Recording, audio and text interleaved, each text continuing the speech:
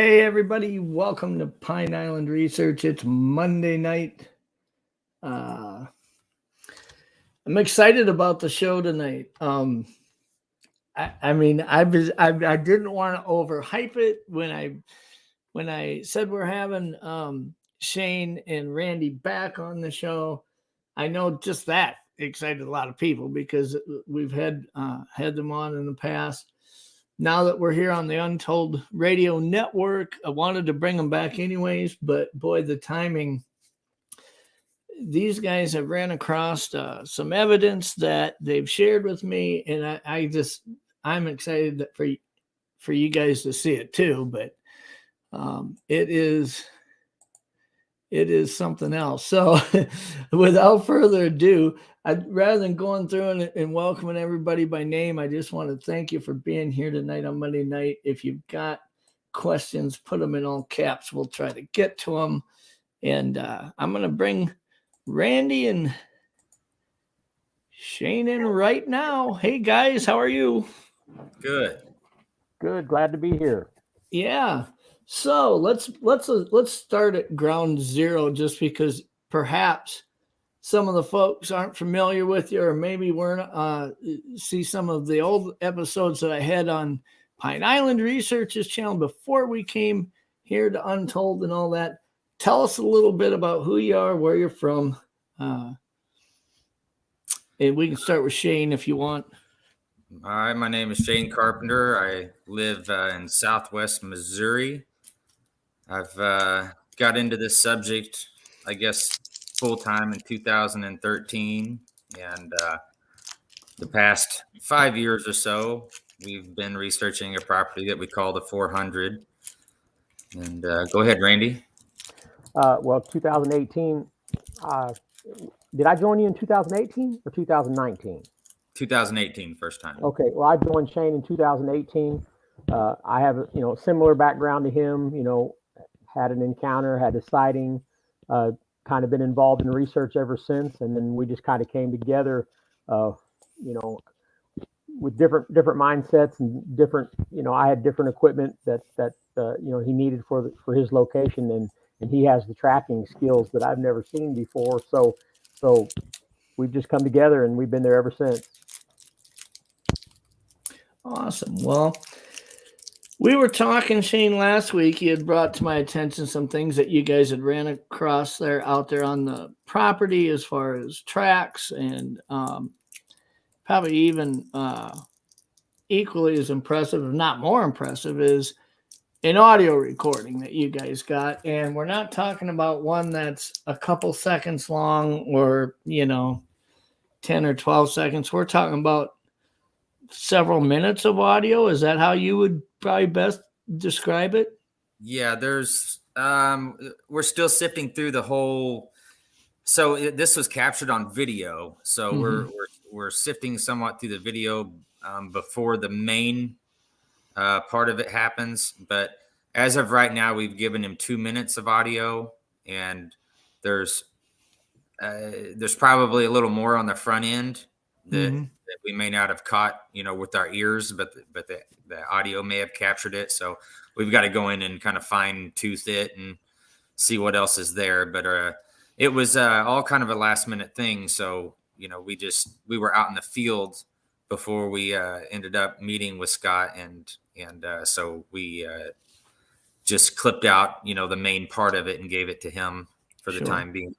So we're talking about Scott Nelson, who's fairly renowned for his ability to analyze audio. And I guess probably the best way to do it is to bring to the forefront for most people who aren't familiar with how that's normally done, is in most cases when you're analyzing audio, you're running it through recognition software.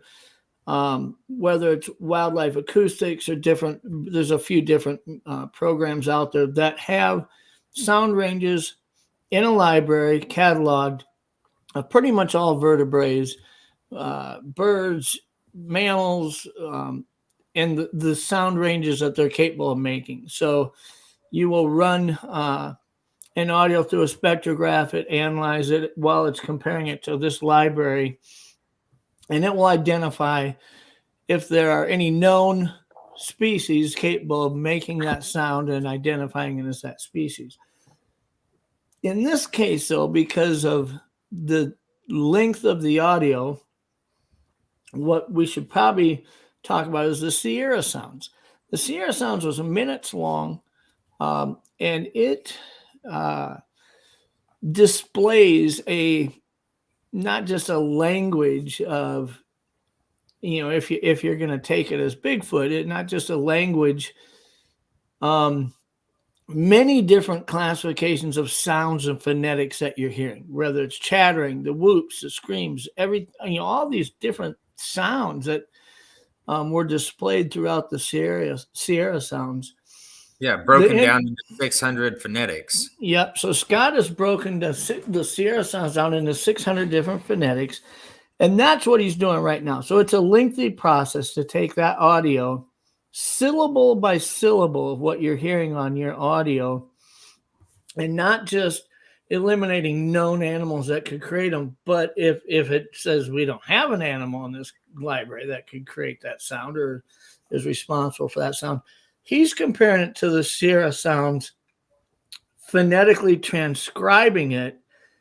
And he's excited because he says since 1974, there's never been an audio recording captured that displays similar sounds and phonetics that you heard in the Sierra sounds. This is the first lengthy audio capture where you could lay them side by side and say, ooh, let's say a minute and 10 seconds into the Sierra sounds, that's what you're hearing 12 seconds into the, and really do a comparison.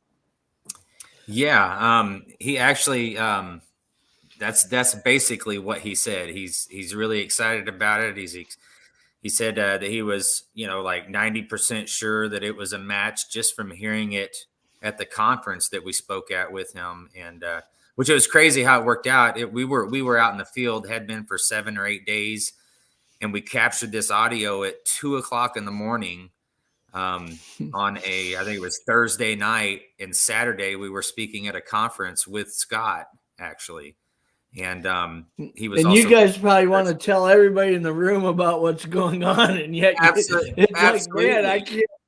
I don't want to throw it all out on the floor and find out. We were so excited, and to top that off, we had a film crew with us. I say a crew, but it's only 3 people. That's a whole nother story. But we're filming a docuseries, and they actually had been out there with us, came to the conference and filmed the conference, and then went right back out to the 400 after the conference was over. So they were with us the whole time, and they actually got to film that whole process of meeting Scott and him hearing it, at the conference for the first time and all that good stuff. So it was very exciting. Like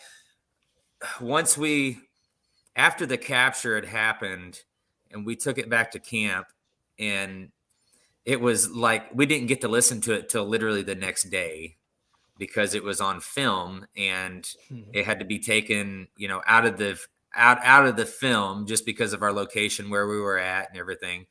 And the audio had to be pulled off of the film so that we could listen to it, over and over and over. And as soon as that happened, like the first time we listened to it, we knew what we had.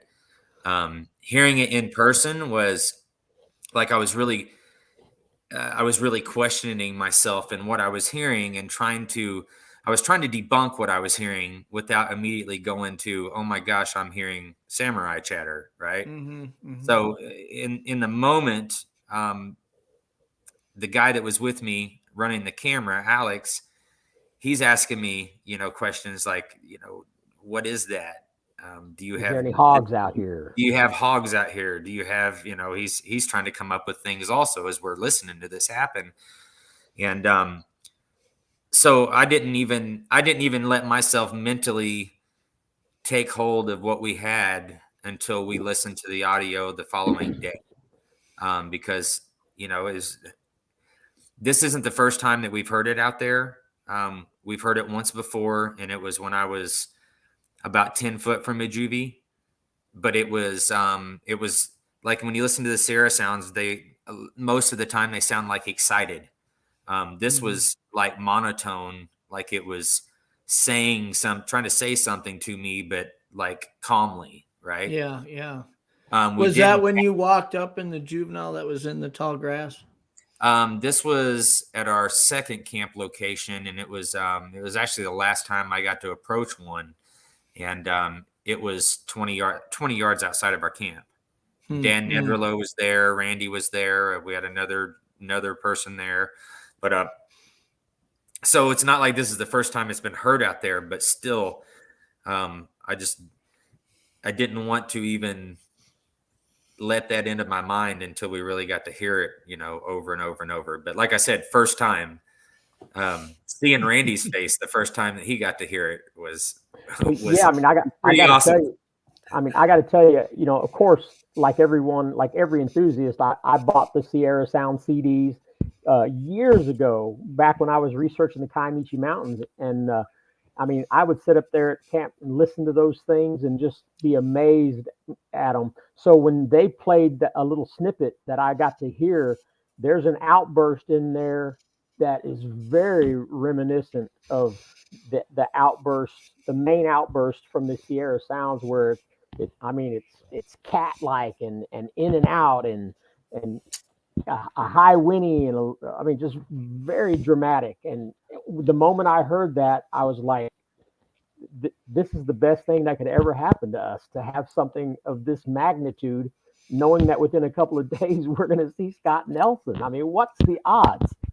Yeah, really. Yeah. Pyromedic says, man, I would have played it at the conference. That would have been like Tony Stark saying, I am Iron Man. I was going to address that. We actually did play it at the conference. So this was the first Missouri or Ozark Mountain Bigfoot conference. A lady named Marianne Zeibel and a friend of hers put it together, and it was the first one. So we actually showed the track castings there, and we also played the audio there. So the people that came to that conference, they got first dibs to see and hear some of these new things, That's another thing to note, Shane, is when you go to the concert 2 days after you capture this audio, you're not just factoring in your excitement of knowing that you have this audio captured, but also it's coupled with the fact that, because you had mentioned, as you were hearing it in person, the chattering sounds, you're like, man, am I hearing what I'm hearing? Is, I trying actually to run through your head, right? Like, I actually say that on the video. I raise up my beanie, and I had a headset on. Me and Randy communicate through a headset when we're split up doing things. But I say that on camera. I pull those up, and I say that. What am I hearing? I literally said that. So, but now you couple that with the fact that you also found a trackway, and But before we go into that, can I give a little side note about what happened at the conference? Sure. Well, anybody who is familiar with Scott Nelson and his studies and listen to any podcast that he's talked about those studies, his son is an integral part of his story, and that his son is why he even got involved with this. With when his son was like 12 and needed to do a book report, and they found the sounds, and Scott listened to it on the laptop or on the computer, and he was like, "Son, that's language," and that's how he got in contact with Ron and got into this whole process. Well, Scott Nelson's son was there at the conference, and now he's a man, and so we were able to meet him. And Scott Nelson was actually out of the auditorium talking to somebody else, looking at a track that they had while this audio was being played. His son ran out of the auditorium, ran up to him and says, "Dad, you have got to come in here and listen to this." And that young man has an intimate relationship with these recordings that they've studied. So he would know if that's something that Scott would need to hear. I think to say that Scott's excited about this is probably the understatement of the year, because Scott for years has been analyzing audio, and I don't want to say it's underwhelming, because I think there are audio captures that are pretty intriguing, to people who do that, do what Scott does.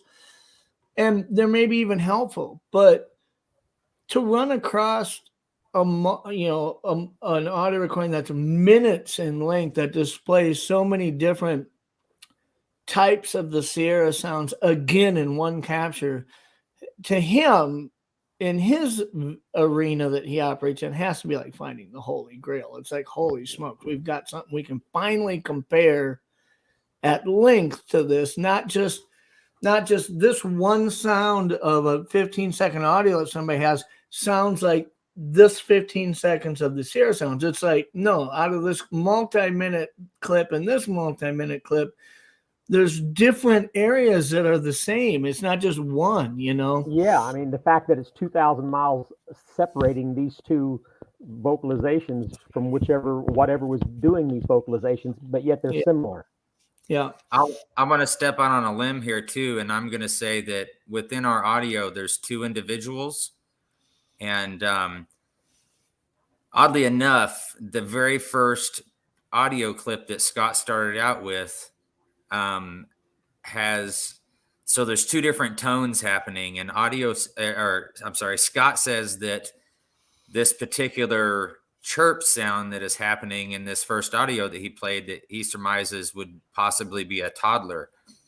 And it's similar to what we captured. This chirping sound is there, and another individual that really starts doing the chatter per se. But it was interesting hearing him say that on the Sierra sounds, this chirping sound he attributes to a possible toddler, because on this trip we also found new tracks that were 6.5 inches. Mm-hmm. And there's a couple in chat. They're like, play the audio, play that. So to kind of backtrack, one of the things that you guys are doing is you are working with a film crew doing would it be fair to call it a docu-series? It's going to be a couple different episodes, a documentary style that's covering the 400 property and your guys' efforts there and what you've been doing, kind of not just this one week, but, leading up to that. This is something you were working on before you ever gathered this current evidence.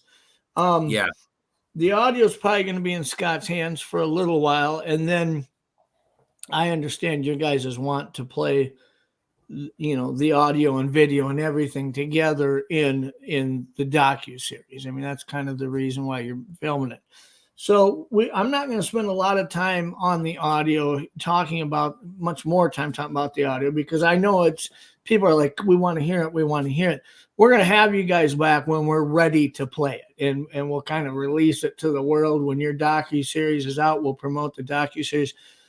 But equally as impressive as the audio capture, I think, is this trackway, because I'm telling you right now, in the couple of years of research that I've been doing and looking at all the other researchers who have brought stuff to the table, this is one of the most impressive trackways that I've seen. And it's not just the castability, let's say, if that's a word, of the tracks, or the length of the trackway.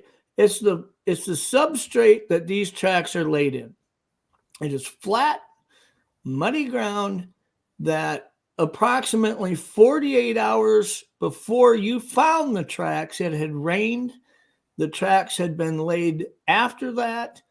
And we'll talk about this as we look at the tracks, but you can tell they weren't laid in fresh mud. It was probably a day-old mud. So you are probably coming across these tracks 18 to 24 hours after they were laid. Is kind of what the window shows. Yeah, that's possible. That's possible. We were within, if they were laid 24 hours after Randy, within 24 hours after Randy got there, or say 48 hours, it would have been 3 days later that they were located. So, well, lay that out. So Randy shows up the day before you did. And it had rained. So Randy showed up, let's say just for a day. Randy shows up on a Thursday. Wednesday night, it had stopped raining around midnight. And he showed up Thursday. I showed up Friday. And it was Sunday that the trackway was found. So Really, those would have had to been laid, Friday, Saturday, or early Sunday morning. And people will get that when we share the video and the pictures of the tracks, because, like I say, next to the foot going into the mud, you'll see where it takes cracked. There's probably a centimeter wide of cracked, where there's a crust on top of that mud that caves in with the print. So it's not being laid in the rain. Let's say the mud that's squished between the toes in the track are like knife blade sharp. They haven't had moisture on them, deteriorating the track. These things look like they were laid an hour before you got there, to be honest with you. You want to hear something crazy? So we hadn't had rain for, let's see, those were laid before we took the film crew out on this last excursion, which was 10 days. We found those tracks maybe 4 weeks prior to that, and it had not rained since, and the tracks were still there in pristine condition. Like, we could have poured 20 more tracks if we wanted to use the hydrocal. Well, the first, okay, so then we should also talk a little bit about the thermal comparison, because I was going to start playing the videos that you sent me. We're going to look at 2 different videos, and then we're going to look at 5 pictures. That a couple of them show a thermal, and some of them show the tracks, in individual tracks in this trackway. And then the last video is going to show the trackway, so that you understand this trackway has upwards of 50 prints in it. Over 100. There was over 100. I mean, it is crazy how long it is.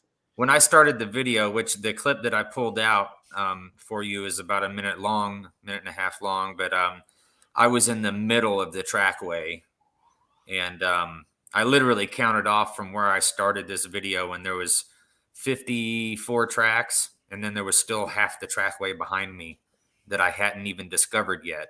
I actually, once I found the tracks, I immediately went back and hollered at Randy.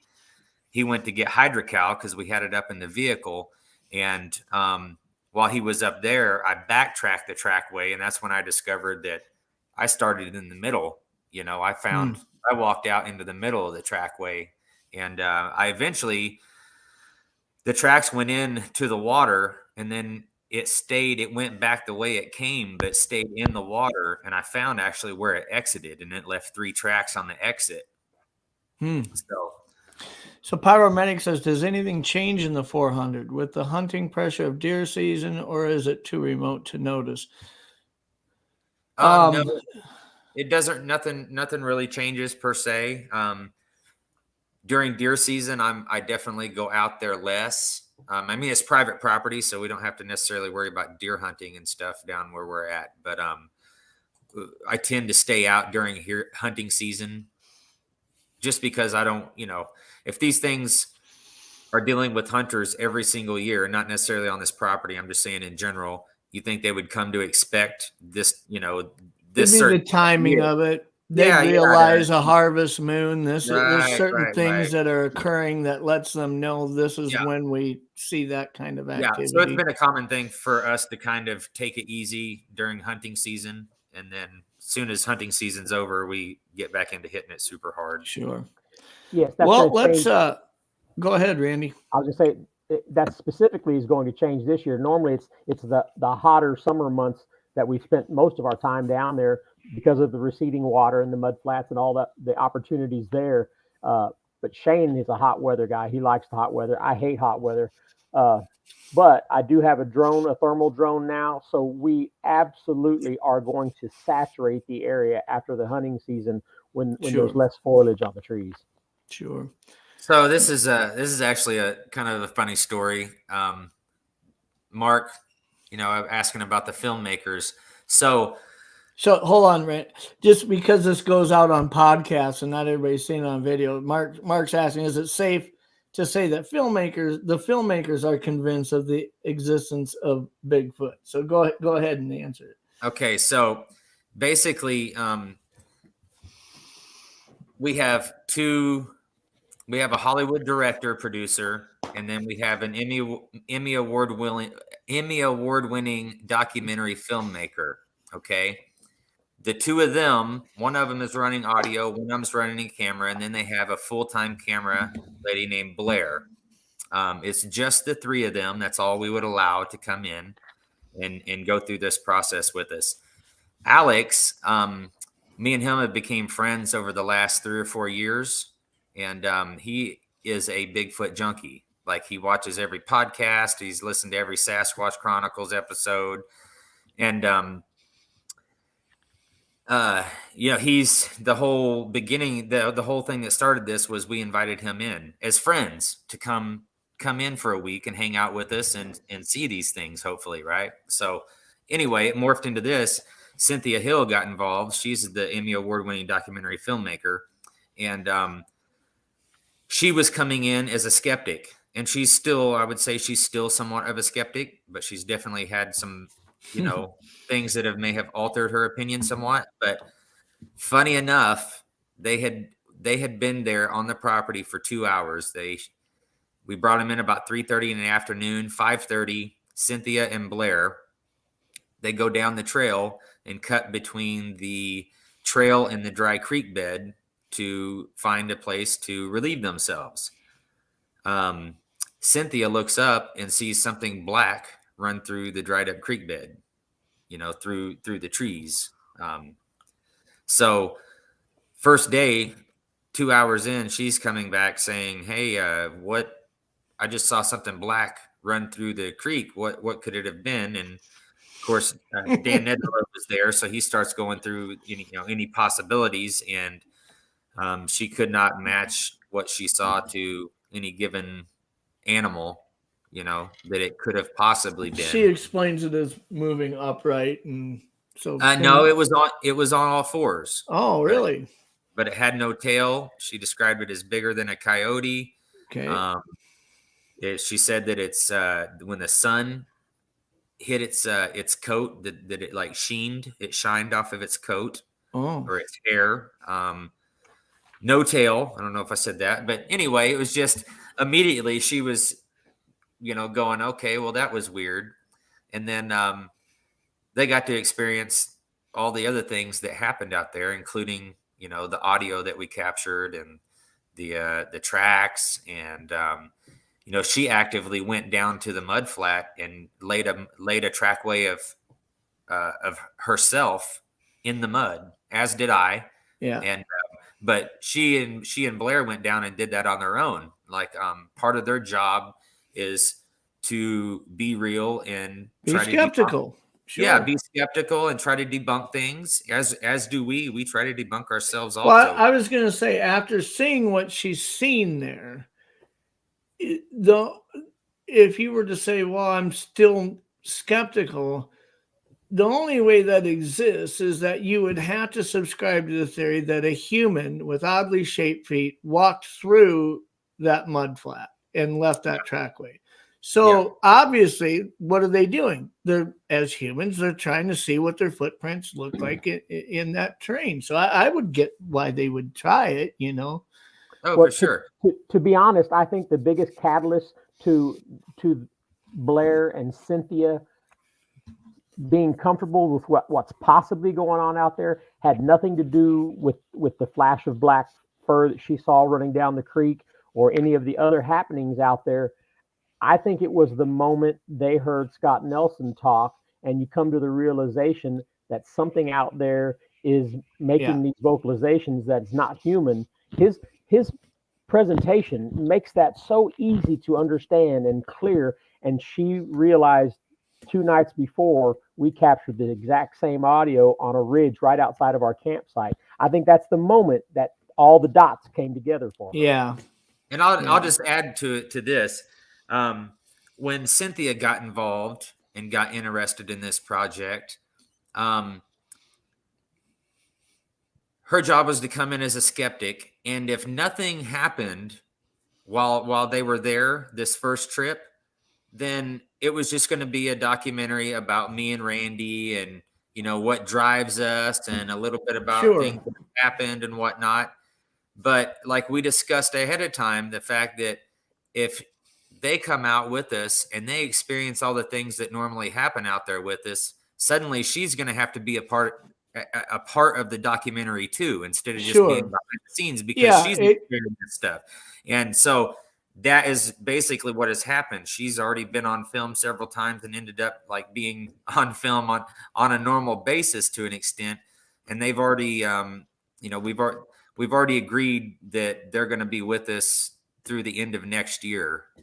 And that's one thing that you have to imagine, seeing it through her perspective. Is it's not, like you say, it starts out as more of a character expose on the two of you and your passion and the uniqueness of the property as it's portrayed by you two. I mean, then you start seeing things as far as a trackway, and you start hearing things as far as an audio, and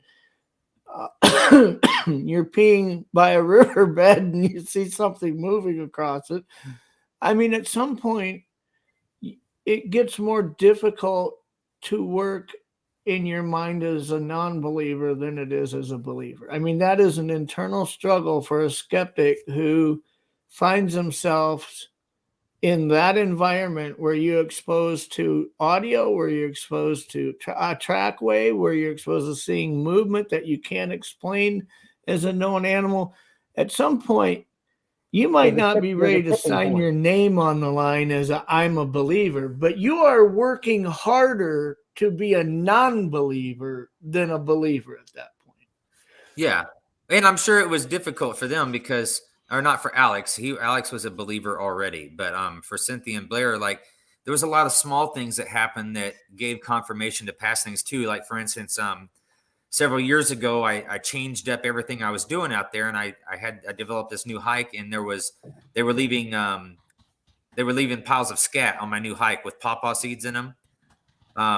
After we captured that audio, we went back 2 days later, and there was a pile of scat where we had been standing when we captured that audio, and it had pawpaw seeds in it. So it's something that they knew about and I'd talked about previously with them. And then that happened again.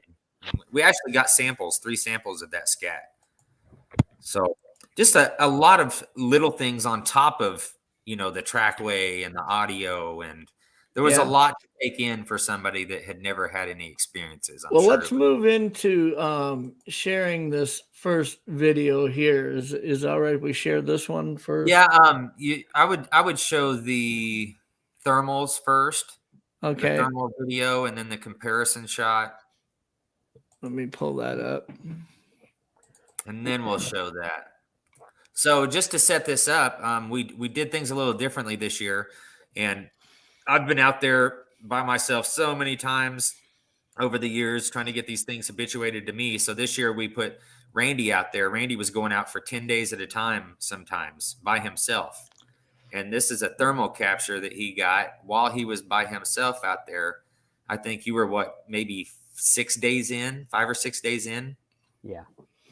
Okay. Well, what happens is I've got the camp set up, which has a canopy and a table with all of my stuff, and I have everything piled on the table.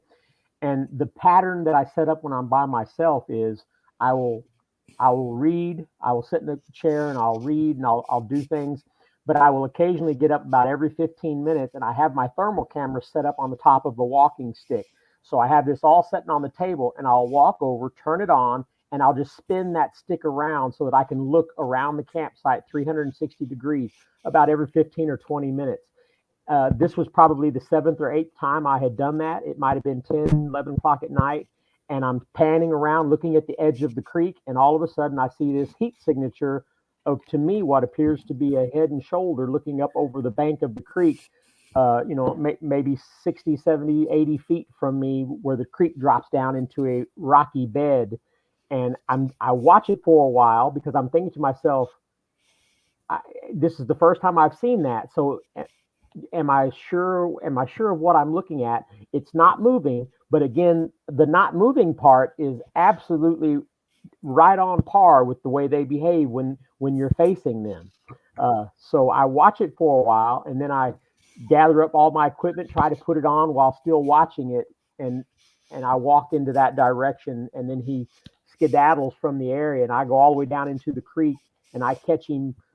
I catch a heat signature at that point behind some debris, poking his head up, and then moving as his head is dropping. You can see it moving to my left, which was to the far side of the creek. And so I start panning that other side of the creek, and then a couple minutes later, you see way up by the tree line something sticking its head up out of the brush, and then go down, which is uphill. It goes into the brush, uphill into the trees. So there was a couple times I caught it in retreat, but Okay. but you can understand what I'm saying. Sure. Well, I'm going to pull this up and play it. It is about 1 minute and 20 seconds long. Yeah, this is just a brief capture of the thermal itself. I'm going to put it full screen just so that they can, see as much of it as possible here while we play it. And then when we come back, we'll talk about it and we can scrub through it if there's something you want to pop back to. So.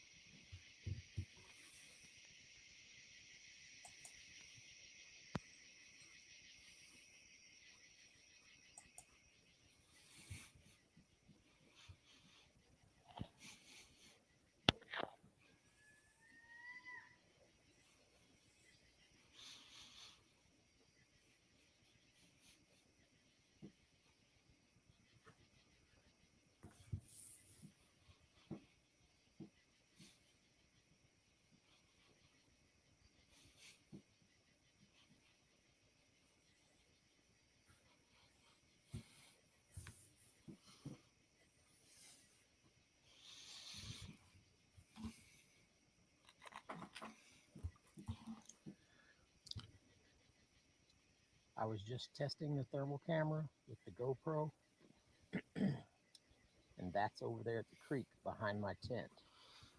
I'm watching it, and it sure looks like a round head on top of maybe a shoulder.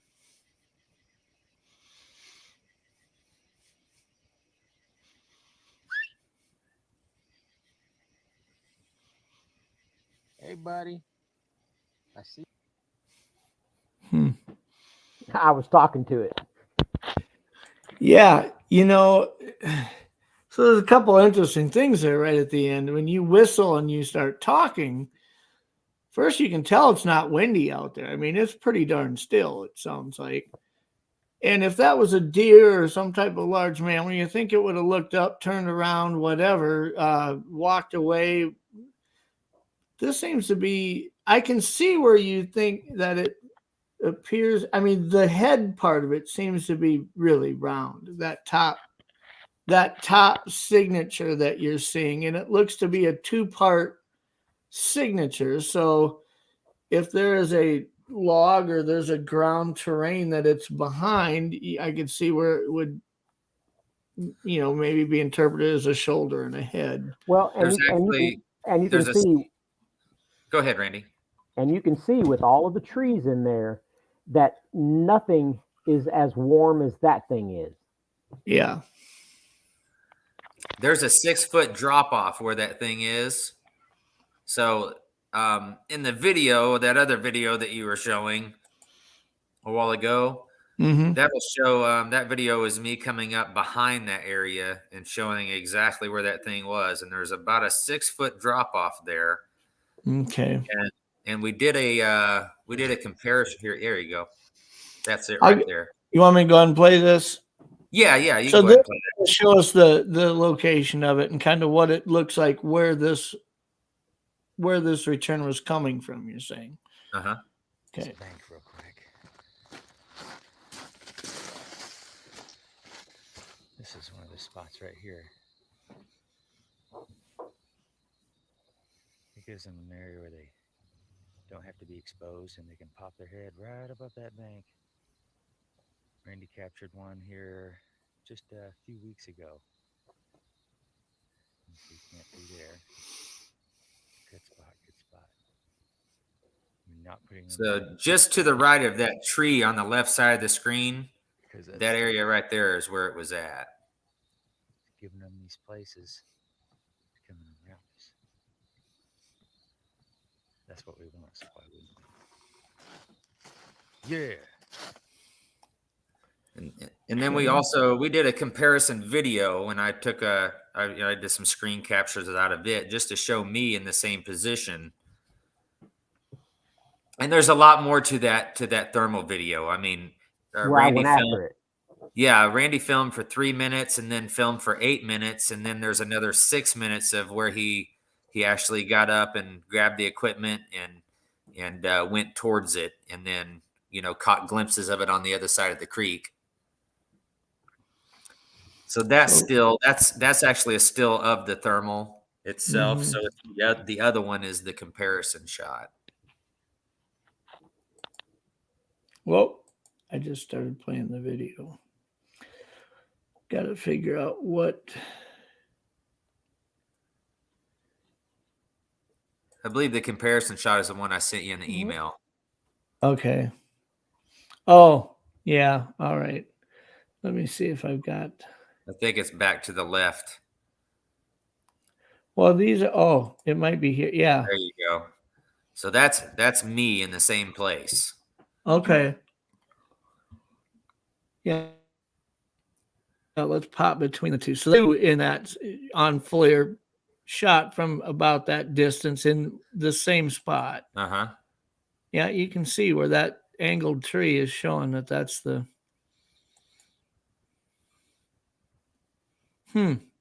Now that's interesting. Yeah. Wow. So where is this location in conjunction to where the trackway is that we're going to be looking at? The mud flats are, what do you think, Randy? 1,500 yards?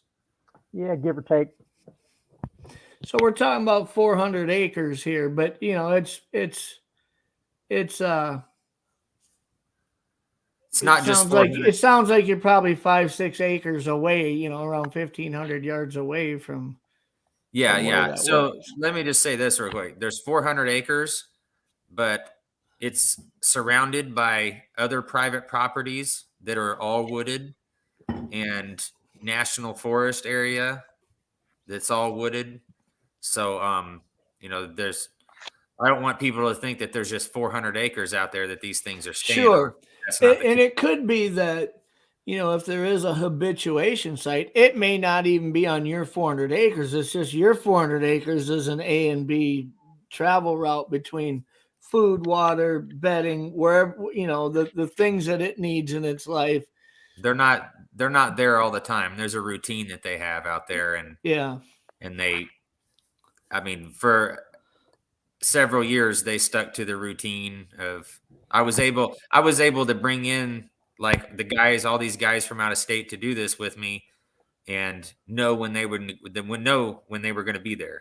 Yeah. Like every time I would bring guys in, we would have success. And it was just because of that routine that I figured out that they had.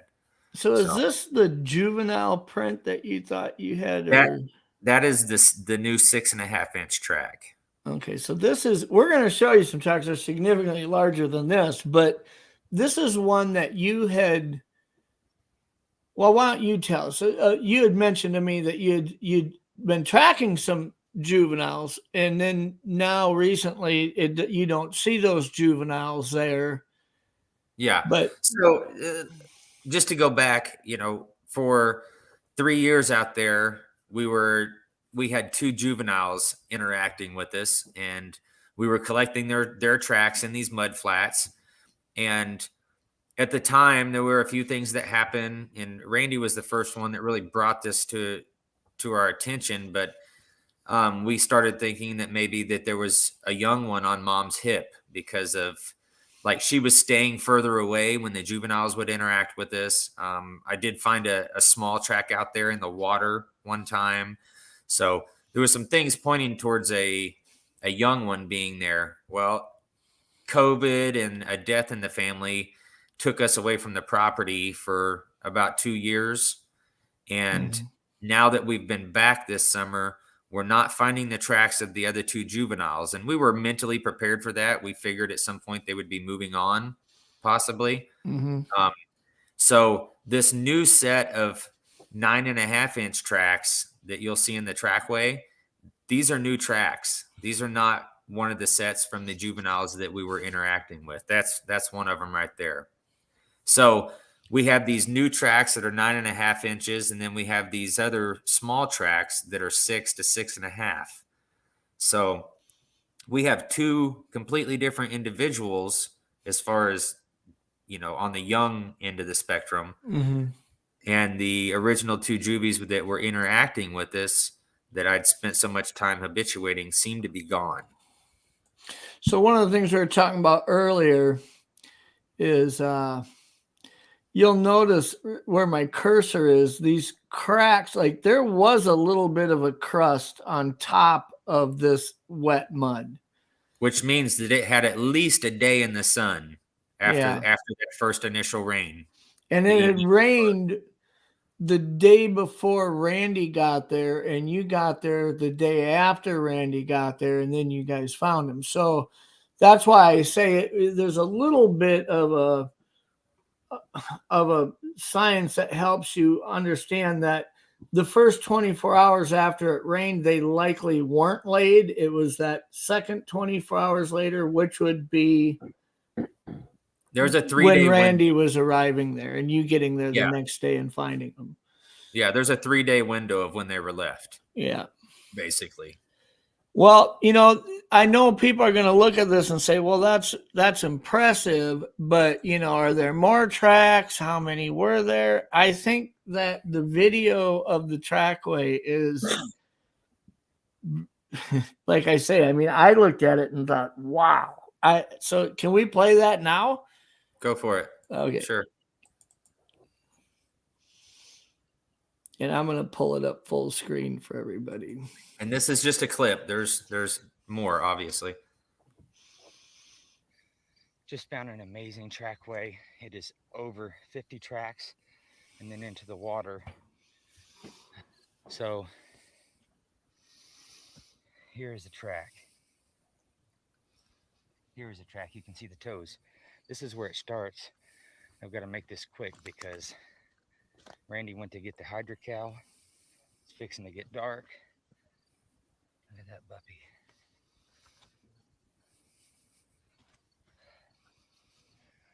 Hold on, they get better.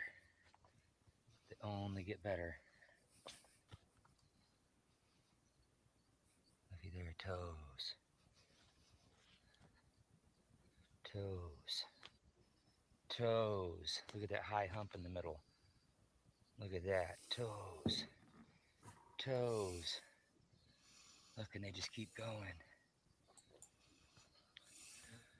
Look at that big dip in the middle of it. This is something we find in the juvie tracks. Look at that. Look at that. There's a nice one.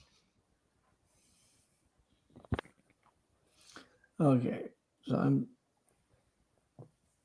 getting rid of some of these spams. I don't normally get spams on the channel, but we got a few tonight. So anyways, yeah, so that it's pretty. So now to help everybody tie this together, you find these tracks.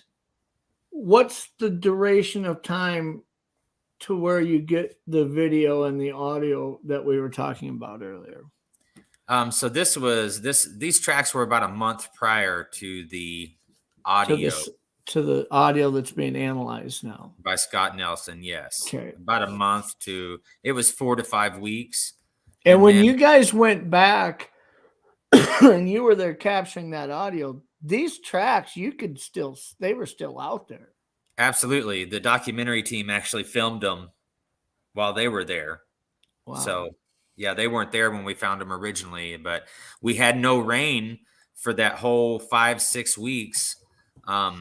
I think it actually rained after we did our 10 days out there with the film crew. I think it rained the day after we left. So we had no rain down there. Was that thermal about a month before the tracks? Yeah, I think it was whatever time it was that I was there before. Yeah. 3 weeks maybe before the trackway. He got that thermal at camp, and then these tracks came up, and then so you got the thermal. you got the tracks 3 weeks later, and the month following you're there with the documentary crew, you get several minute long video that contains an audio recording that sounds like the Sierra sounds. That has many different areas throughout that audio of chattering, whoops, different sounds that are the phonetics of which Scott Nelson is transcribing now and comparing to the Sierra sounds to see if there are similarities in the two recordings. And again, for those who are just popping in, that audio, several minutes long, Scott Nelson is looking at. He transcribed 600 phonetics out of the Sierra sounds and is now trying to find all the similarities and map out the similarities in your audio recording and so that we can put it actually side by side and show what similarities exist between the two recordings. That's going to be part of your docuseries. It's going to be coming out. I think that it's awesome that you're able to release the video here and showing this trackway of over 100 tracks, which in my mind is just, my mind's still blown by it. But and it's one of few. It's one of few. This is the 8th trackway that we've gotten out there. Yeah. Go ahead, Randy. You know, and just like most researchers, we get all of your typical recordings of things like tree knocks, rock clacking, rocks being thrown. All of these things are happening at the same time that this other evidence has been collected. As a matter of fact, I'm hoping that Shane sent you a little audio of the night that he and I were there, and I had the generator going, but the recorder that I have is down in the creek recording stuff. So I heard a knock while I was making coffee, and I said, "Did you hear that?" And so we retrieved it off of the recorder. So you'll hear us at camp shutting the door of the Polaris and walking to camp. And I think there were some noises you hear in the creek, which may be some footsteps going by the recorder. And then you hear a knock, which was actually, I think 30 seconds later or 40 seconds later, you hear a nice loud knock. But I had already started up the generator to make me a cup of coffee. And I heard the knock with my ears over the sound of the generator, but it's a quiet Honda generator. It's not very loud. So don't think that it was very loud. So then Shane will have to explain what he found as far as what could possibly be making that knock. Yeah, I didn't get that audio to him, unfortunately. Oh. But yeah, it's a super clear knock. So that 6-inch track that you showed, there was multiple tracks from that individual, and where those tracks were found, there was also the 9.5s, and then the adult female, which is her tracks are now 14 inches. They were 12 2 years ago, and I'm pretty positive it's the same individual. But where we found those tracks in that 6-inch track that you showed, there was also fresh and old breaks and twists, but there was a down tree and it had a baseball-sized rock sitting on it. And which was odd, right? So I have video of me grabbing that and slamming it down on that, and immediately Randy said, "That sounds just like the knock that I heard." Tone wise, it was the same tone. So, and that was 60, 70 yards from camp where we found that stuff. I often am interested when people say knocks, and then you see people trying to recreate knocks with a baseball bat against a tree, this and that. I would challenge people sometimes when you're out in the woods to pick up a branch or a log and hit a tree, because you don't get really good knocks. Most of the pieces you pick up are half rotted. You hit it breaks. I mean, I think more often what people think are knocks are a rock being smacked against a tree or clacks of two rocks, because you got to search around to find the right log that will actually thunk off of a tree in a lot of areas. You know what I mean? Maybe some other areas, the deadfall, maybe there are lots of wood. But I know up here in northern Minnesota, half the things I pick up and try to smack against a tree, they break, they're rotted. They aren't like hard wood that can make a really good crack, Randy has some interesting audio that that does suggest that the knocks that are in the audio were done with some type of piece of wood. So, I'm captured them. I'm open to both because of his past audio that he's. Well, I'm certainly not saying they couldn't be. I'm just saying, if you can imagine you're walking around and all of a sudden, ooh, I want to make a knocking sound right now. I'm trying to call a juvenile back to me. I'm trying to notify another individual in my group that there's a person coming up the trail, whatever. It would take you to find the right log just laying around anywhere to crack into tree. It might be easier just to carry a rock around with you. I don't know. I mean, well, Jeff, if you don't mind me saying, I've got a recording of what I believe is like a temper tantrum bluff charge up around Mount St. Helens. And at the beginning of this, when it just starts its theatrics in the woods, you can hear branches being snapped off of the base of the tree. They're not bent and splintered and cracked. They are popped off the tree immediately in one motion. And I just recently read a report that I talked to Shane about because of what it said in this report. This older gentleman was talking about when he was a boy picking blueberries, and there was a Bigfoot there that was picking blueberries also. And his dog came around running and growling. And he said the Bigfoot ran to the woods. And as it was running into the woods, it reached up and just took a branch right off the tree and broke it with the other hand in just a couple of seconds and turned and faced the dog with a club-sized stick. So that's how quick they can make one if they need to. Sure. I mean, my encounter that I had in 1987 started out hearing, I mean, it was like a clap of thunder. It was so loud that I looking back at it, feel that it was stomping a birch log, that was about this round. But it may have done it by hand. I don't know. But later on during the encounter, it's holding it with a little root ball on one end. So it makes me think that, a bear, whatever, these birch trees, they don't have deep root systems. I mean, bears a lot of times will scratch their backs against a birch tree that's 6 inches around, just knock the thing over. They just don't have big, long, deep roots that are very strong. I believe there was a down birch tree, and it just walked up, stomped this thing, and then picked up the thickest end of it, the root ball to where it stomped it at, and was holding that. I think that it's common that on what I would describe as an escalated or a tiered system that it uses to try to deter a human, it's going to start out by breaking something.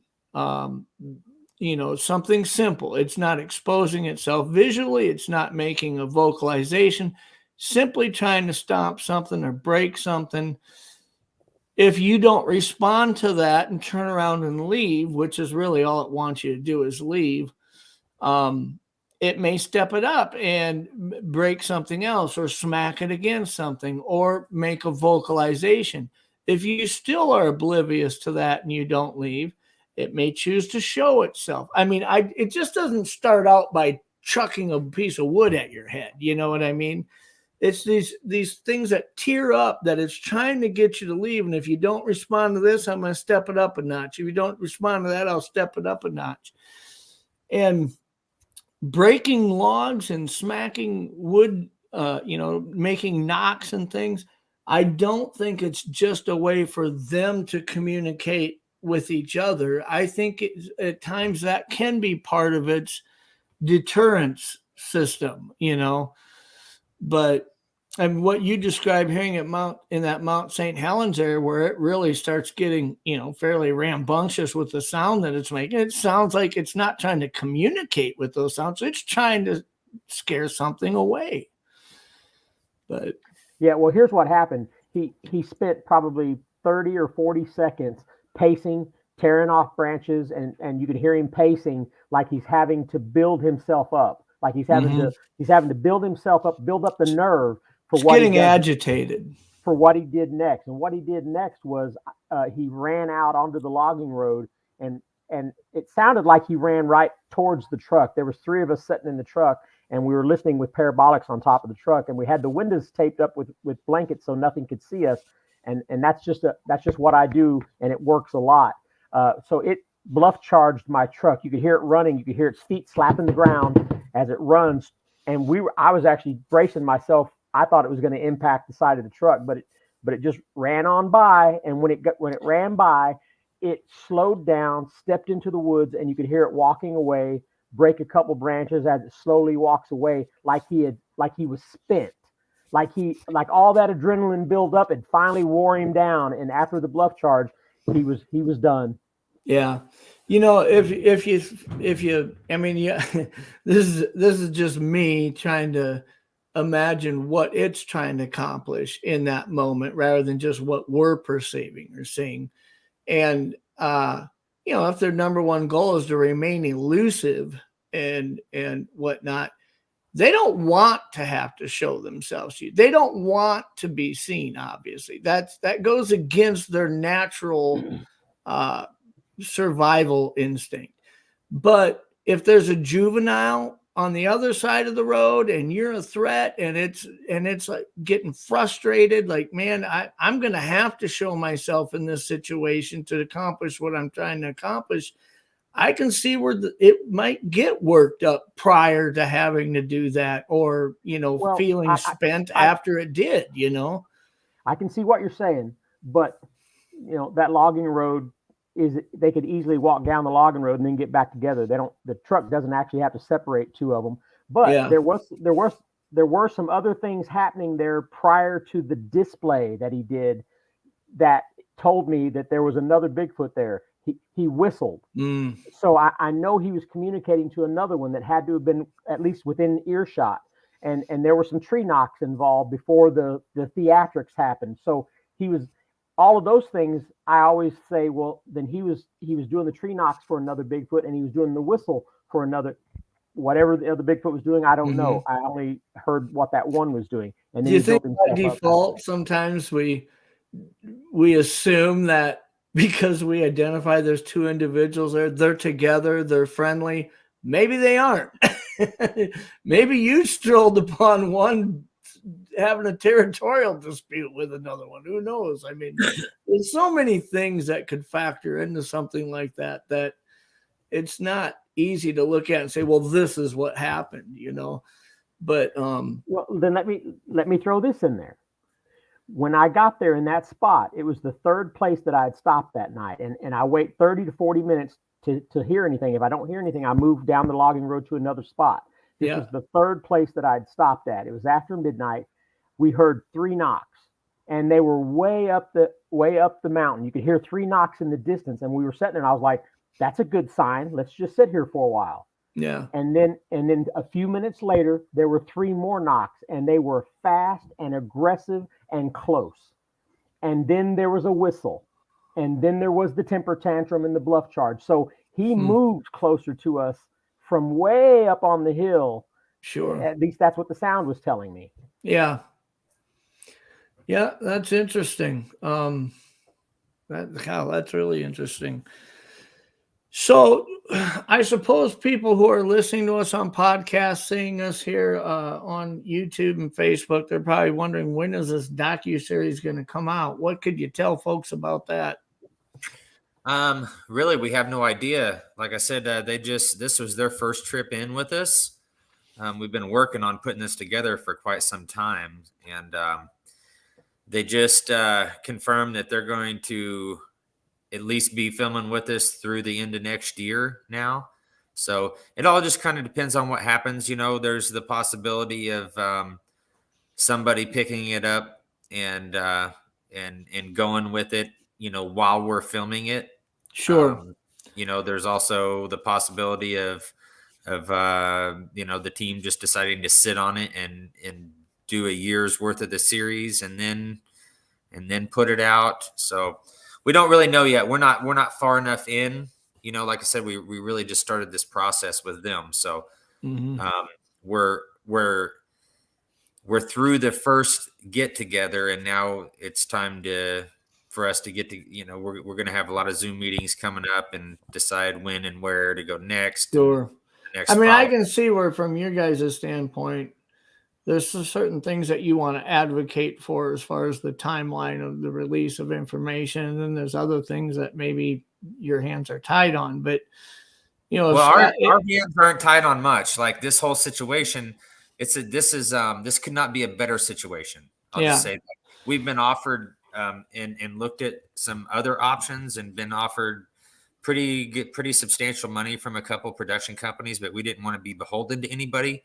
Yeah. So doing it the way that we're doing it gives us full, like literally me and Randy have the final say so on. You have creative control in that. Completely. We have say so over the final edit. Anything that we don't want in or out is up to us. So we really got put in a really good situation to do this with the right people, So well, I think one thing we'll probably put out a little snippet of this audio at some point after Scott's done with it and whatnot. But I think that's the biggest concern in the for the community is a lot of times the community doesn't understand what goes into analyzing evidence. So right away they're like, "Why aren't you playing it? Why aren't you playing?" Well, we sit here and preach, on 20 episodes of a podcast on how to properly vet evidence before you release it and this and that. And then you go through that process and people are like, why aren't you releasing it yet? Well, we're doing what we've been preaching about doing. We're having it properly vetted.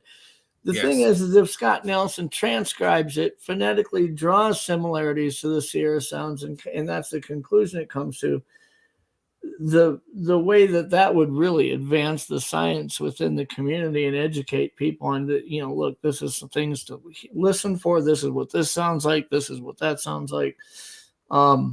It'd be awesome to see it come out sooner than later. However, it's nice to know that you guys have some options in who may be interested in putting this information together and packaging it up as far as how it would be presented.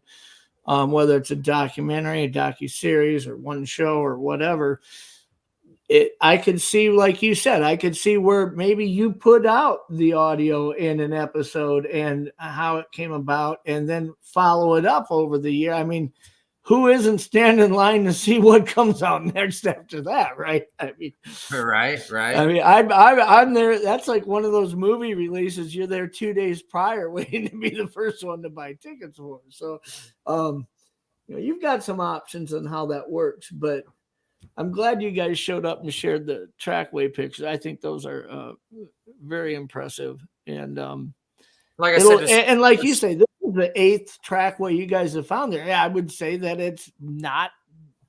It would not. It'd be more likely that you're going to find more than not. So I mean, oh yeah, it's been very consistent there. The things that we've captured have been very consistent. Lucky enough for us, but so you'll continue to gather content for either.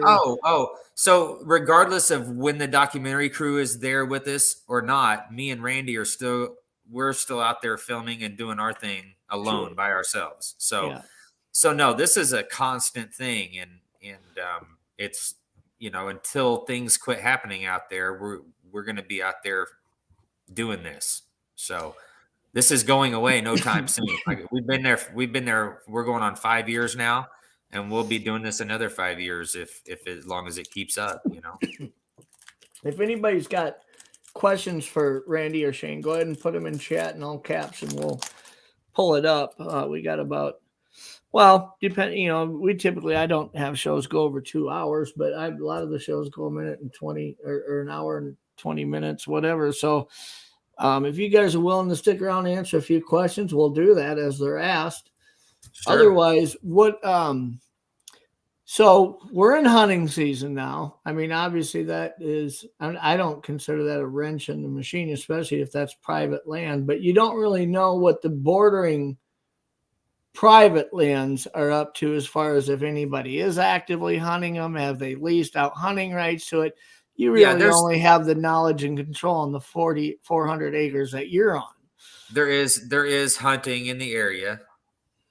Absolutely. So that's one of the reasons that I don't stay as busy out there during hunting season. if they're going to hunker down, then I'd rather them just hunker down and feel safe and feel good about their situation. So You bet. here in a couple of weeks, I'll be out there next weekend regardless, but here in 2.5 weeks, 3 weeks, we'll be hitting it hard again, and we'll be out there full time. We're going to be out there all winter long this year. Randy has the thermal drone now, so the leaves are starting to drop. So that's going to be a huge, huge surplus for us of information, I think. I hate the cold, and I'm excited about this winter. We're supposed to get some snow this year. Randy has the drone, and so odds are we're going to find lots of good tracks in the snow, and odds are we're going to catch them on thermal from the sky. You bet. So Flat Rock asks, how close do they get to y'all when you're camping? I mean, they'll come in like that thermal that Randy captured is what, 20 yards, 25 yards from you? Yeah. And that's right at camp. So, and we've got audio recorders in the creek where footsteps are running by in the gravel. So that's the kind of distance they seem to be comfortable at.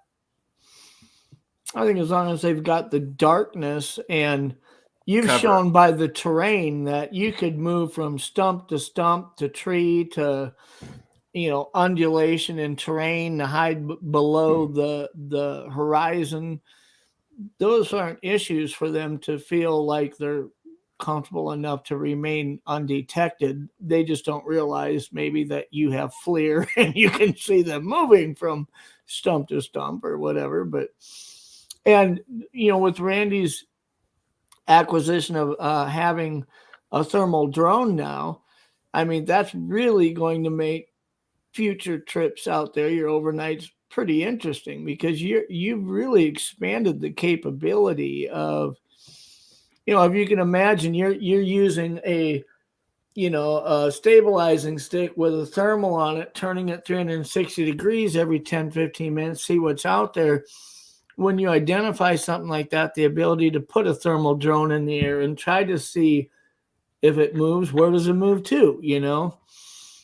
You don't have to run after it necessarily, or pose yourself as to being a threat to be able to maybe figure out where it retreats to when it does and whatnot. Well, it's Exactly. not a small drone. It's not a small drone, and unfortunately, it just can't be launched wherever you're at. There's just too many branches and too many things like that. So there's specific areas, like I can get out in the creek. There's an opening there where I can launch it from the creek, and then there's a place out in the field as you go down towards those flats where I lay out a board for a landing strip, and I can launch it from there. But launching it from camp is going to be next to impossible because of how much tree cover we've got. And just to finish off Flat Rock's question, too, there are times where we've been like 8 to 10 foot from them when they come in around camp and we approach them. So just a little. Yeah, you guys shared on the past episode, I believe when we were still on Pine Island Research, on how in that tall grass, you guys had walked right up on a juvenile that was crouched in the grass. You were standing about 8 yards away from it, and it's looking right at you. 8 feet. Yeah. Yeah. So Uncle Bones asked, did the subject in the thermal leave slowly when you approached or run away like a possible deer? You can hear at the end of that video that we played where you do call out to it and you whistled. Did you ever physically walk towards it at all, or how long do you think it was before it retreated? Well, as I started walking in that direction, first I had to get everything put on. It's made into a harness with my monitor and the DVR in the front of me, so it's not an easy task to try to watch it and get that thing put on with all of the straps. So I did all that, and I was talking to it. I was like, "Hey, bud." I tried to talk to him in like an easy voice. "Hey, buddy, how's it going? I see you over there. I know you're interested in me. I'm going to kind of ease on over there." I just kind of, maybe I'm talking to myself, so I stay calm. Yeah, but, that might be too. But I started heading in that direction, and at some point it's gone. It's not there. And I actually said on the video, I hear it running through the gravel. I heard footsteps in the gravel. And so I try to move a little bit faster to get over there so I could drop down into the creek. And then I look back in that direction, And remember the video that showed Shane going in that area, and you see all of that wooden debris, wooden logs and wash and everything. It was behind that debris, and I'm panning the area with my thermal. It's pitch dark, and I see a head popped up over some of that wooden debris that's in the creek there, and it immediately drops and is moving. As it's dropping, you can see its head moving in the direction that would take it on the far side of the creek. So I know that's the direction whatever it is I'm looking at is going, and it had already moved in behind some debris. So that's when I was panning the other side of the creek, and eventually I see it up there in brush right before the tree line that goes up on the ridge, and then it moved towards the trees. It ducked down and moved up towards the trees on the ridge. So those are the only thermals I got after that, but clearly it was retreating and still trying to keep an eye on me. There's about 13, 14 minutes of video from that occasion. You know, that was just what you showed was just the very beginning, you know, the first minute, but altogether there's about 13 minutes. So, all right. What, like I say, if anybody else has questions, put them in all caps. We'll try to get them asked here. Also, I want to put a message out to those who are listening to the show on podcasts. We stream on all of the podcast platforms. You can catch us live on YouTube, catch us live on Facebook. The show then gets uploaded and streams on all the podcast platforms. If you are listening to the show on one of the podcast platforms, I would strongly urge you to come pop onto YouTube when it's convenient for you and search for the Untold Radio AM channel. If you subscribe to the channel, you can then click the playlist, and you'll see we have 7 or 8 different shows that broadcast over throughout the week on Untold Radio Network. You will see on the channel or on the playlist collection of videos from Pine Island Research, and you'll find the episode here that we're doing tonight so that you can watch and visually see these trackways and the footprints and the things that we're talking about. And, I just wanted to throw that out there. It's so easy for us to take for granted that everybody's watching us, when really there's probably more people that listen to this after the fact than actually show up and watch it here on YouTube. So, and Uncle Bone says, I did not think it looked like a deer, by the way. You know, I think that if we were looking at, and I'm going to have to say this almost employing the skeptic in me. If we were just looking at the thermal video that we watched tonight, the minute and 20 seconds we watched tonight, the video on itself could be a lot of different things. It could be another human. It could be, you guys know from your experiences that there's not going to be another human out there. But for the skeptic, and say that could be a human, or it could be some other mammal behind that trunk. Maybe you're catching the deer at the right profile and whatnot. But when you factor in what it does on the pursuit, when you start moving in that direction, when you factor in that 3 weeks later you find the trackway that you found of over 100 footprints, and a month later you get several minute long audio recording that sounds like the Sarah sounds, all coming from the same square 20 acres within this 400 acre property of private property. It adds validity to each separate That's item. what I'm saying. You know, it's really, we always talk about in research how there's 4 categories of evidence that I feel we try to pursue. One is castings or castable prints. 2 is audio.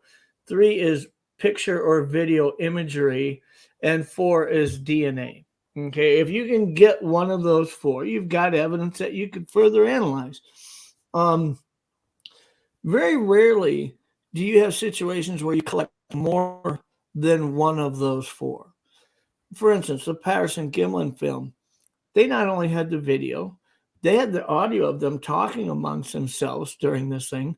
They seen exactly where it walked, seen everything that it may have touched, And had they had known about the ability to process DNA, they likely could have got DNA evidence off of that site. They seen where it walked, so there was the ability to go find castable prints if any had been left. I mean, it was like not just one of the four, several existed in that scenario.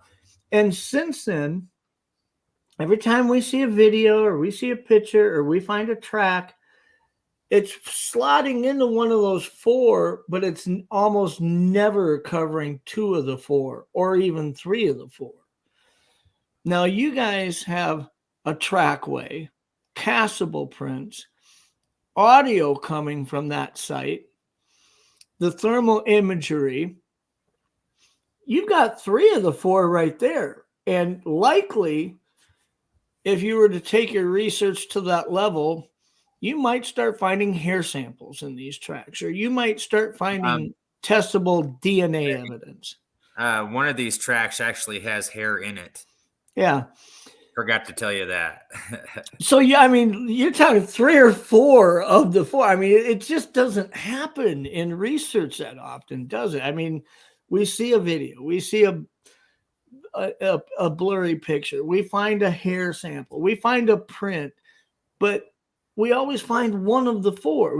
Do we ever find two or three or even four of the four? It's like rarely happens. So, yeah, we've been telling people for several years about the things that have, been going on down there and the evidence we've been collecting, and it's still just getting better and better, So with any luck, it keeps up. So those tracks, I mean, you wouldn't describe them as, you used to have 6.5-inch tracks on this property that you were seeing often. Now these tracks you say are 9.5 inches long. So, yeah, it's hard to consider them a juvenile, but they really aren't a full adult state either. I mean, I guess you would consider these to be teenage, young adult sized tracks, I suppose, as we've come to understand them to be. Yeah. We just from thermals, like we've got some other thermals from this summer out there also. And just from what we're seeing, this one with the 9.5-inch tracks seems to be about my size. Would you agree with that, Randy? I mean, yeah. Well, I mean, from the recreation that you did, I would say probably at least, give or take a couple inches. When the two people from the production crew went out in their bare feet in this mudway, now understanding that it may have been a little bit drier at that point than it was when these tracks were laid. Not a lot, but a little bit. The water had actually still been dropping, so we found mud that was actually about the same consistency and okay. Way, so at 150-pound human like that walking across it, were you able to lay tracks in that kind of substrate anywhere near the depth of this, or? Yes, I'm 160 to 70 pounds, and I laid tracks that were almost as deep. Okay. But I'll say this too, like the shape of the foot is going to make a difference on how deep it goes. Sure. Like a longer, skinnier foot is going to go deeper.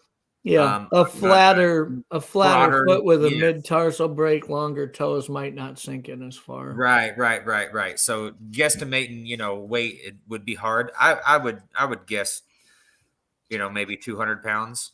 You'd have to say it's, probably between 175 and 275. I mean, I don't know that it'd be easy to pinpoint it, would it? Right. And me and Randy have had this conversation.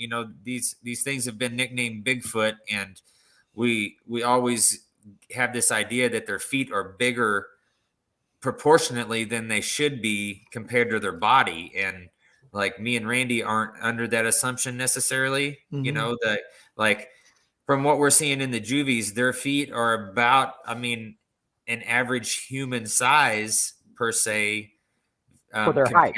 Compared to their height. Sure. Because we've seen these other two juvies and had tracks of them for 3 years. So what we were seeing, like their nickname doesn't really predicate what we're seeing out there as far as the juveniles are concerned. Now, Sure. Does that change as they get bigger? Maybe, but of course, if something is 7 feet tall it's going to have feet that are, 14, 15, 16 inches. That's, Yeah. you know what But I it mean? doesn't mean they're going to look large for the size of that body. Right. Sure. I know it's kind of a crazy comparison, but I mean, when we talk about Shaquille O'Neal had size 22 feet, and those are approximately 14 and a half inches long. Now, that seems huge for a human who weighs around 330 pounds. But I've heard people say, like Jeff Meldrum and other people have said, boy, you get much over 19 inches, like a 20-inch track, I really start questioning, was it one of these creatures? And I think if Shaquille O'Neal at 330 pounds had a human foot that was 14 and a half inches long, is it really that hard to imagine that maybe at 9 foot tall and weighing, close to 1,000 pounds, that you couldn't have a 20-inch track? I mean, that doesn't seem like a stretch of the imagination, for an adult alpha-sized male to have a track that would reach 19, 20 inches. But, you guys get used to seeing these juvenile tracks and then these 9.5-inch tracks. When you guys run into one that's 16, 17 inches long, you're probably going to crap a cement block thinking, oh, look at how these look compared to those other ones. But if those juveniles are there, you have to know that there are adult, obviously there are full-size adult. We would, if the same two juvies were there, just the growth pattern that we were seeing previously with their tracks, we would expect them to be 11 to 12 inches, probably more up around 12 inches at this point. Mm-hmm. And the adult male, early on finding his tracks, they were about 14 inches, and the adult female was 12, and the adult female now is 14. We would assume that the adult male would be upwards around 16 at this point. But we don't know if their feet quit growing or when they quit growing. Like, we don't have that kind of information, so it's really hard to say. And it's such a big area of woods that you might be seeing a fairly small sampling of what is actually a part of that clan. And this is just a favorite hangout area for them, or like I say, an A to B transfer area that they pass through. Go ahead, Randy. Well, I would say this, just as a point of reference. The fact that her tracks in the past couple of years have gone from, 2 or 3 years, from 12 inches to 14 inches, which is probably the mother, that they had to have been a young family, where the adults were even still quite young. Yeah. No, I would say that wouldn't be a hard, theory to put together. I know Brian asked, where is this particular Pine Island? Is it the Florida one? No, it's not. I understand there is a Pine Island area in Florida. The podcast and the show is called Pine Island Research. It's named after the Pine Island Forest that is northeast of Bemidji, Minnesota. It's a large forest here in northern Minnesota where a lot of our research is done up here. Randy and Shane, however, what we've been talking about tonight has occurred on a private property that they have access to, that they have coined the 400. And as they've explained it, it is a 400 acres of private land that is heavily wooded, has a river or a waterway that runs through it, a creek bed, and it is surrounded by other private properties and forest. Would it be state or federal forest also in that area? Yep. So it is, collectively one big wilderness remote area, although some of those are sectioned off into private properties. Would it be safe to say when you're out there, you don't see a lot of ATV traffic and people flying all over because of it being a lot of private property? No, there's only, we never see anybody else out there. It's very rare. And if we do, usually it's somebody that has to do with the property that we're on. So, And even the properties that's adjacent to this is nothing more than rural. I mean, they may have a pole barn up, or a cabin. So it's very rural. We don't even know the sizes of the land around it. We only know one of the sizes where it's 500 acres. So quite large tracts of land. Sure. Yeah, it would be interesting. I mean, it's really quite inspiring to think that this trackway here, like you said, there's been 8 prior to it. This is the 8th one, and it's approximately 100 prints long. It crosses a creek area. It makes you realize that terrain, under the right conditions, after a recent rain, it's possible you could actually end up tracking one individual off of your property onto another property, and I've done that. Makes you realize that there's a lot out there that maybe you don't have access to, as far as well, oddly enough, this summer, Randy, or I guess it was last summer, Randy got out into the area, and so it's funny that you say that. I actually did track them off of the property early on several times, and they were leaving from the same general area and heading north. And they were seen actually crossing the road back onto his property on the opposite end of the property, coming from the north. So we were surmising that they were making a big circle out there, basically. And Randy went out on a whim and met a guy just, hitting the back roads out there in the area. And we got onto another private property out there that's just a 1.5 miles, 2 miles north. And it's an area that in the vicinity, within the circle that we've kind of laid out in our heads where these things might be, coming through. Yeah. So we've been out there a couple times, but we haven't had time to spend a lot of our research time out there because, if they're in the 400, 400 acres that are hogging up a lot of time. Well, how many hours are in a day, right? Right. But we have access to it if we need to. Yeah. Well, and that's good to know. I mean, it's not a whole lot different than when you're archery hunting somewhere. It's nice to know who owns the property next year. If you arrow a deer and it jumps over a fence, you don't want to spend the next 3 days trying to get permission. You want to be able to go right away. So, if you put your drone up, let's say, Randy, and you see individuals standing, a couple 100 yards on the other side of the property line, it'd be nice to know you could go that direction. So I think the more connections you can make for those surrounding property owners is probably the better. You not spend a lot of time on their property, but at least you have the access if you needed it. Yeah, we have the connections for that if we need that, but just as of yet, we just haven't needed it. We've been able to peg them pretty well and know when they're there, and when they're not there, we use that time to do other things that we don't do when we think they are around. So sure. Well, anything else you guys want to cover here before we end the show tonight? What do you got coming up on your immediate radar? We're just getting through the last, the next couple of weeks of hunting season, and then me and Randy will be back out there hitting it hard. And we can give them an idea. Shane's going to set up a whole new hiking pattern, and I'm going to use the drone to follow him on his hiking pattern through those ridges, and hopefully he will be followed by somebody.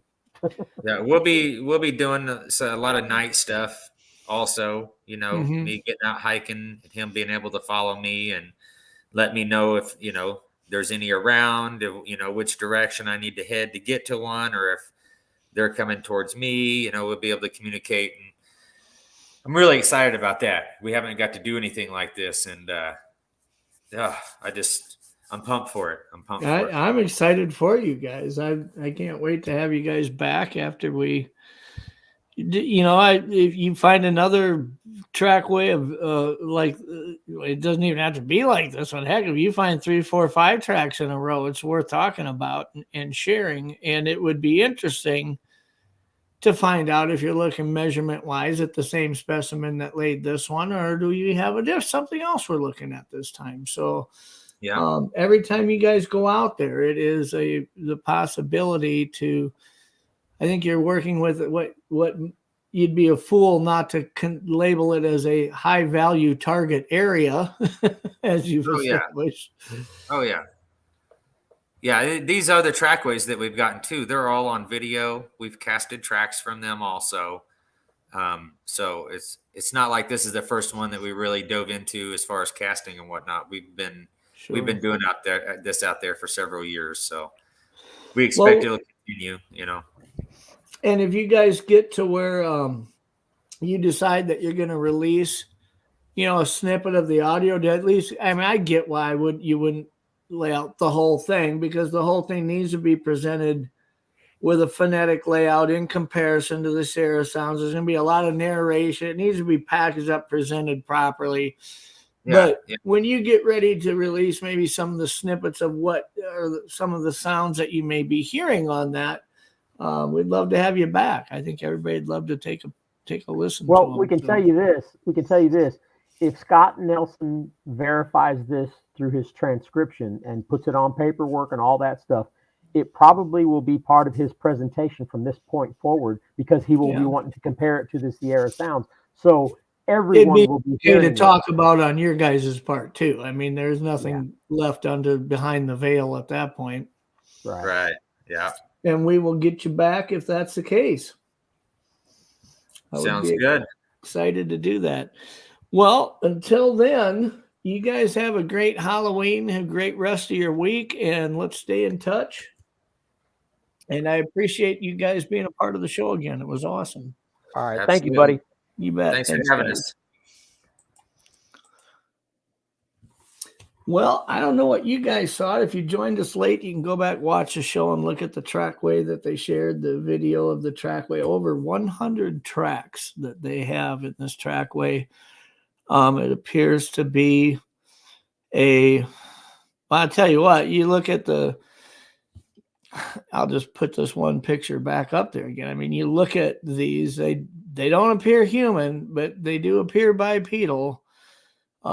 Certainly aren't looking at a double bear step or anything like that. This trackway was laid. They're 9.5-inch tracks or so. It wouldn't be they've got trackways in photos, castings of a 6.5-inch track juvenile. I think they were studying 2 juveniles that were in that area in the past.